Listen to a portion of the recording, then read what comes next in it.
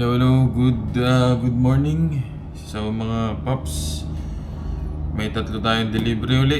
Another day, another gastos. Joke lang. So, buksan muna natin to. Ito inintay ko to from Shopee. Ano ba to? Ito ata yung yung lagay ng helmet. So, let's see. Sana maganda. Sana okay to. Kakabit natin para may patungan yung helmet sa loob ng bahay na maayos. Mura lang to. Para lang nakakaingat siya, hindi yung saan ko pinapatong yung helmet.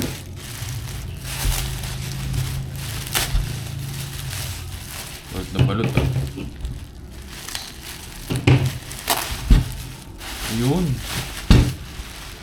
Parang paso ah. Parang lagay ng paso. Ayun, maganda naman siya. Okay. So, parang ring. So, lagyan natin sa ilalim muna ito. Muna sa ilalim. Ayan guys, so ganito itsura niya. Ayan, so ilalagay mo siya sa dingding. Tapos dito may papasok yung helmet para nakaano siya. So pwede mo siyang tatlong piraso to. So pwede mo siyang ilagay sa dingding. So design mo na lang parang alternate.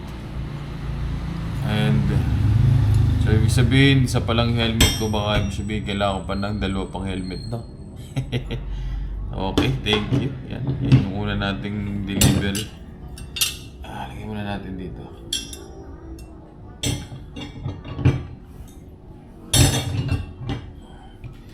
Yung kasunod, ito ay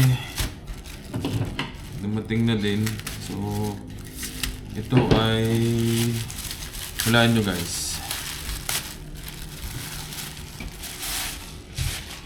Galing ito kay Real Zion Motor.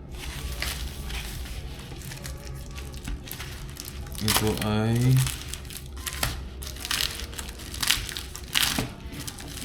nahulaan nyo na ba? Ito ay tank protector. Yan. So, tatlong piraso to.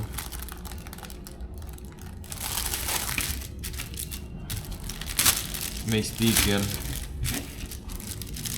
So, isa sa gitna, tapos dalawa sa bandang tabi.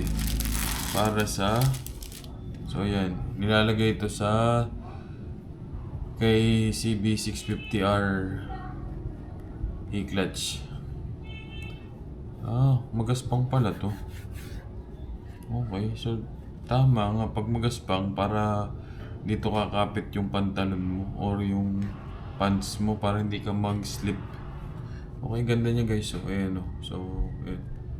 Tapos, yung sa gitna may design. Putol-putol yung sa gitna. Pero mukha namang okay din naman siya. Ayan. So, may design siya. Ayan, ganyan dapat siya. Ganyan. Ayan, ganyan. Pero ba't may bilog? Ano ibig sabihin? Bilog? Ibig sabihin peke. Ano lang, wala siyang brand.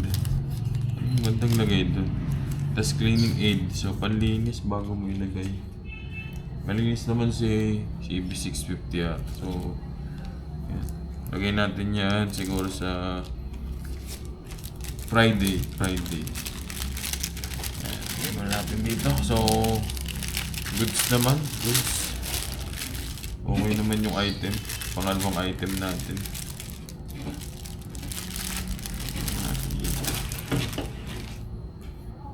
Hindi natin dito yung... Hindi ko na lang sa loob.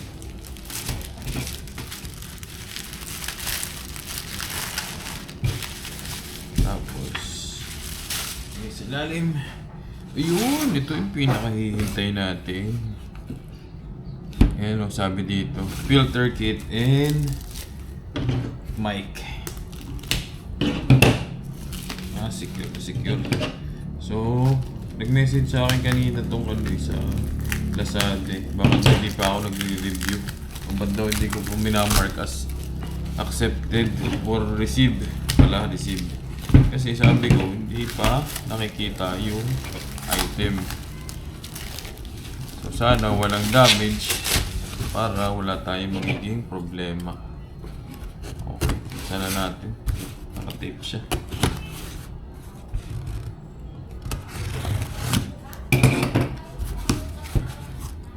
Nakatingin ako sa kapitbahay, parang sinisilip ata kung ako'y nagpa-vlog.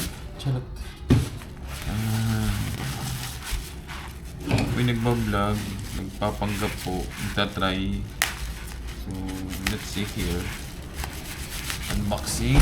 Secure naman. Ang dami patulog ah. Uy! So, ito yung Osmo Action ND filter set. Ayan guys. Tingnan niya. Ayan. Okay naman siya. Original. Looks original. Medyo mabigat din ah. And then, yung mic, yun. So, ito guys yung DJI Mic 2. Naka-sealed naman siya. Kukonfigure natin to together with Osmo Action Cam 4. So, ayan. Mukhang goods naman siya. Galing siya sa flagship store ng DJI sa Lazada. Okay, yun lang. Thank you. Bye-bye.